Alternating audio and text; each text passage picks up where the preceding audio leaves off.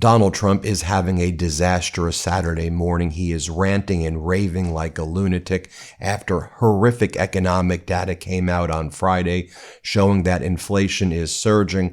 Donald Trump decided to take out an op-ed on Saturday in the Wall Street Journal to claim that his economy is doing fantastic. And then he had the White House and other government accounts post it as though the Wall Street Journal was writing an article praising Donald Trump when it was just an op-ed that Donald Trump took out where he lied about everything. Donald Trump has also been talking about his Golden Arch in Washington, D.C. this morning. People from the Trump regime are posting about building a Grand Prix race car track around the Capitol building. Donald Trump is talking about doing a 100,000 people stadium around the White House for having UFC fights to celebrate America's 250th anniversary. And we are learning more about Donald Trump and Trump regime's connections inside the Epstein files, and it is ghoulish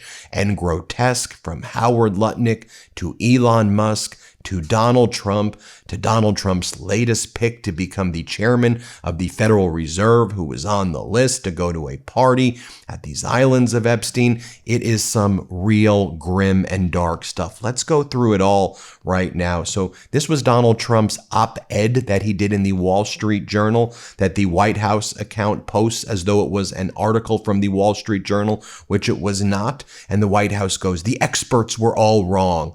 Donald J. Trump in the Wall Street Journal, "My tariffs have brought America back." Then Donald Trump says, "The Wall Street Journal has repeatedly stated that tariffs are nothing but a tax on American consumers, which has proved to be totally false. Experience since Liberation Day has proved that this analysis is not only far too simplistic, it is absolutely wrong. The data shows that the burden or incidence of the tariffs has fallen overwhelmingly on foreign producers and middlemen, including large corporations that are not from the U.S." We know that's false. We know it's being passed on to the consumers, Donald. We know that our prices are increasing. Then Donald Trump says, "I inherited an economy ravaged by the radical policies of sleepy Joe Biden and his allies in Congress. And only 12 months into my second term in office, we now have the exact opposite. Extremely low inflation and extraordinarily high economic growth." Excuse me? On Friday, here's what we learned. The December PPI inflation came in at 3%, above the expectations of 2.7%. Core PPI inflation unexpectedly rose to 3.3%, above expectations of 2.9%. Core PPI inflation is now at its highest level since July 2025 and is way hotter than expected. And we all know that from going out to having to buy groceries and going to stores. Things are far more expensive right now. Stop gaslighting us. And I'll tell you what economists were saying about former President Biden's economy that he handed to you when he left, that it was the envy of the world and it was the Goldilocks economy, that it was just right. And so while the American people are suffering and Trump is gaslighting, he continues to rant and rave like a lunatic on social media. He's making posts like this: "The theft and fraud in Minnesota is far greater than the $19 billion originally projected. The Biden administration knew this fraud was happening and did nothing about it." The $19 billion number is a fake number, not tethered to reality. Former President Biden's Department of Justice was prosecuting the fraud. And you know where those prosecutors are right now? They engaged in a mass resignation under your regime, Donald, because you've weaponized the Department of Justice in such a heinous and despicable way. And they see you pardoning the biggest fraudsters out there, the biggest drug traffickers out there. You're one of the biggest fraudsters out there. You're a felon. You're a criminal. And that is how you are behaving in the White House as well, where where all someone needs to do is funnel money your way and they get a pardon despite engaging in some of the most heinous acts. And what all you care about is not what the American people are experiencing, but your golden ballroom or your great Gatsby and furry parties or whatever the hell is going on at Mar-a-Lago. What was the latest one? Some showgirl in a bubble ball that was in the water, gyrating, some strange stuff. Half-naked girls in martini glasses while the American people are suffering right now. Oh, and what of course you care about is your golden arch. All we hear now about is the golden arch. We move on from the golden ballroom. By the way, a federal judge, Judge Leon, is likely going to be blocking the construction of that golden ballroom. As I saw some paper saying, you're the demolition man. You just destroy, but you can't build. But onto the golden arch right here. Here's what the Washington Post is saying about the golden arch that you keep on talking about. Trump wants to build a 250-foot tall arch for America's 250th anniversary.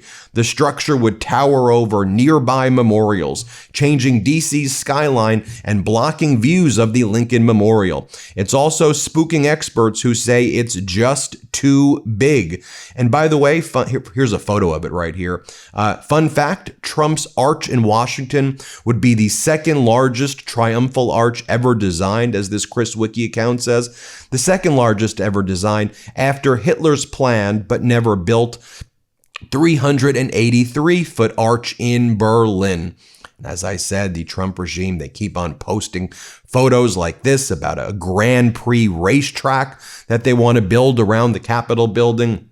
They want to build that UFC stadium with 100,000 people in the stadium. Here's the Transportation Secretary Sean Duffy's post. Start your engine, America, he writes.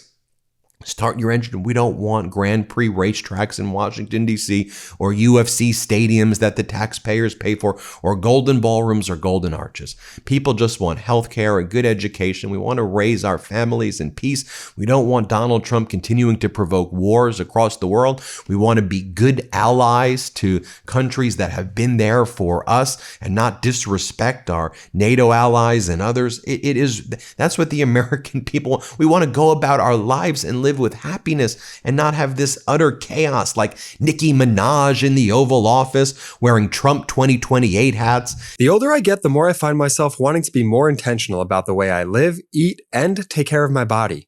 Mosh, which you may have heard about on Oprah's Favorite Things, was founded by Maria Shriver and her son Patrick Schwarzenegger with a simple mission: to create a conversation about brain health through food, education, and research. Maria's father suffered from Alzheimer's, and since then she and Patrick have dedicated themselves to finding ways to help other families dealing with this debilitating disease. Mosh joined forces with the world's top scientists and functional nutritionists to go beyond your average protein bar. Each Mosh bar is made with ingredients that support brain health, like ashwagandha, lion's mane, collagen, and omega-3s, plus a game-changing brain-boosting ingredient you won't find in any other bar. Mosh is the first and only food brand boosted with Cognizant, a premium nootropic that supplies the brain with a patent form of cytokine. Mosh bars also actually taste great and come in 9 mouth-watering flavors, including 3 new plant-based flavors: chocolate chip cookie, hazelnut chocolate chip, and peanut butter chocolate chip. But here's the best part to make you feel good.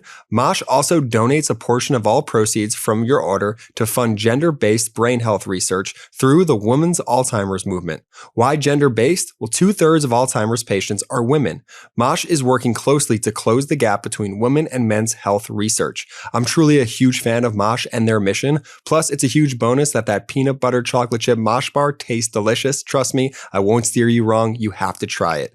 If you want to find ways to give back to others and fuel your body and your brain, Mosh bars are the perfect choice for you. Head to moshlife.com/Meidas to save 20% off plus free shipping on the bestsellers trial pack or the new plant-based trial pack. That's 20% off plus free shipping on either the bestsellers trial pack or the plant-based trial pack at MOSHLIFE.com/Meidas. And as a quid pro quo for her support of Donald Trump, she gets something called a Trump Gold Card to now have a path to citizenship where she was undocumented before, while undocumented people in the United States are getting terrorized and tortured, as are American citizens getting gunned down by Donald Trump's Border Patrol and ICE Gestapo. Now, Pete Buttigieg was on state regime media this morning.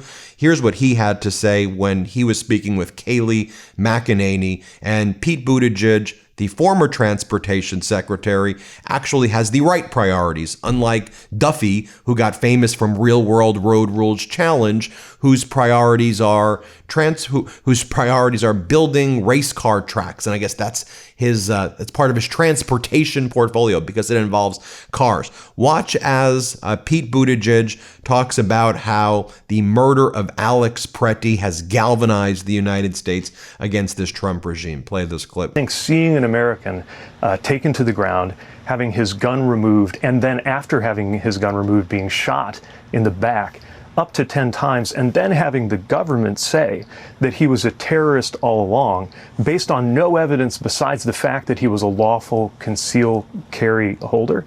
I think those are the kinds of things that, as painful as they are, can actually bring together a lot of Americans to say, hey, we need a different direction. Or even if you do usually vote Republican, we need some balance in our government so that you got a Congress that isn't just a rubber stamp, that can exercise some oversight over an administration that's gotten out of control. You know, I think... And Pete Buttigieg, who's a military veteran who fought bravely in Afghanistan for our country, he says, when you see American women opening up their door and they're confronted by 12 to 13 ICE or Border Patrol, Gestapo, SS wearing military outfits, a lot of people are saying that's not America. Here, play this clip. The people who are supposed to be enforcing the law are breaking the law. It's been held in court that they have violated countless court orders, and the people they're going after are not increasingly and proportionally not just the person we can all agree needs to be deported and dealt with, somebody with a criminal record. But,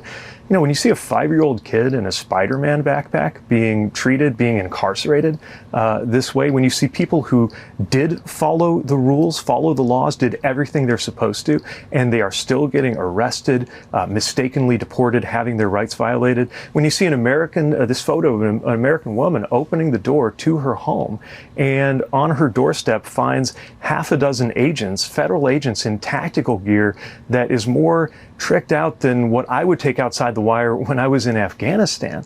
Again, on the door of an American porch, I think most people get that that is wrong. It is not making us safer. And, the border police should be dealing with the border. More from Pete Buttigieg right here, talking about Donald Trump pardoning the biggest drug traffickers out there, the biggest fraudsters out there, people who have caused so much harm to our country. Here, play this clip right here. We have yet to hear an answer from the White House on why President Trump, pardoned the president of Honduras, the ex-president who was convicted in an American courtroom of bringing in, I think, 400 I can't even remember how many millions of tons of cocaine, of billions of individual doses of cocaine into the United States. How did this criminal get a pardon from President Trump? Did he contribute to the Ballroom Project? Did he buy some of that cryptocurrency and make the Trump family wealthier? Why are these many fraudsters getting those pardons? And I think the pardon power, whether we're talking about the people who were convicted of beating up cops on January 6th, or whether we're talking about the ex-president of Honduras, should be a much bigger story in this country. Secretary Buttigieg, I would note that Marco Rubio gave an explanation this week. The president felt that the Honduran president, former, I should note, was untreated fairly. But thank you for your viewpoint. We love having alternative viewpoints here. And then, of course, we're learning more about what is in those Epstein files. To be clear, only 3 million of the documents have been released. So we think there's at least 3 million documents missing that the Trump regime is withholding on bogus privilege grounds, saying, oh, it's attorney-client privilege or executive privilege. We can't turn over, certain things right there. Okay, total and utter BS. But we're seeing Howard Lutnick's name appear. Remember Howard Lutnick? I'm going to do a whole video on this. Lutnick, when he gave an interview recently with New York Post, said, I saw Epstein and he was so creepy in 2005 when he was my neighbor. I never talked to him again. I said, that man is disgusting.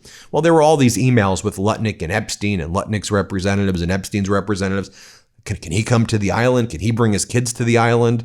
When can we hang out together? Epstein donated money to Lutnick.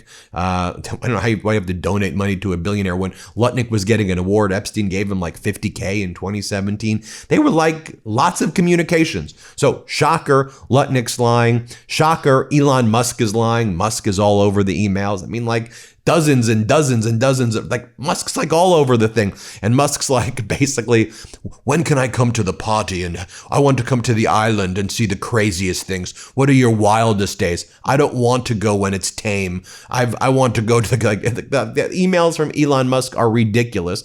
And then Trump's DOJ removed a document that the MeidasTouch saved on our Substack at MeidasPlus.com. And then the DOJ subsequently put it back up again, where there are these horrific allegations, 13, 14-year-old girls making these allegations against Donald Trump. And this is what the DOJ put out there. And so it's unclear if these are corroborated, or not corroborated, or what actually happened with these. But the Trump DOJ removed that after the MeidasTouch network put that up. And, I believe victims, okay? And we know that, and Donald Trump has attacked victims over and over and over again throughout his life. So we'll keep you posted every step of the way here, as we learn more. But 3 million of probably the worst documents are still being withheld. So anyway, hit subscribe, help us get to 6 million. Thanks for watching. New Meidas merch drop. Check out the latest pro-democracy sticker packs, t-shirts, hats, sweatshirts, and more. All at store.meidastouch.com.